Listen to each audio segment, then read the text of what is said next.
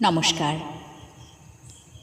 আজ আমি পাঠ করে শোনাব স্বনামধন্যা কবি এবং বিশিষ্ট বাচিক শিল্পী সম্মানিয়া অরুন্ধতী মাহাতো মহোদয়ার একটি অনবদ্য সৃষ্টি মরীচিকা। এক ফোঁটা জলের আশায় ছুটে চলেছি মরীচিকার পিছনে, তপ্ত ঊষর মরুতে। পায়ে পড়েছে ফুসকা, কাঁটা গুলমের আঘাতে শরীর হয়েছে ক্ষত বিক্ষত।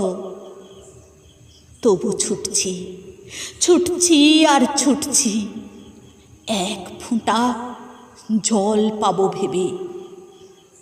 ক্ষত বিক্ষত শরীর থেকে ক্রমাগত ঝরছে রক্ত, বিশ্বাস যাচ্ছে হারিয়ে।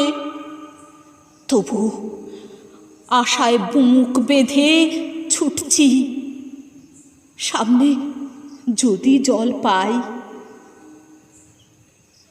দিনান্তে অবসন্ন শরীর নিয়ে বসে থাকি নিঃসঙ্গ।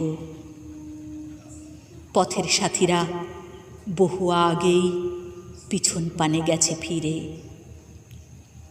পিছন পানে ফিরে দেখি ধুধু প্রান্তর, যেখান থেকে ফেরার সাধ্য কারো নেই।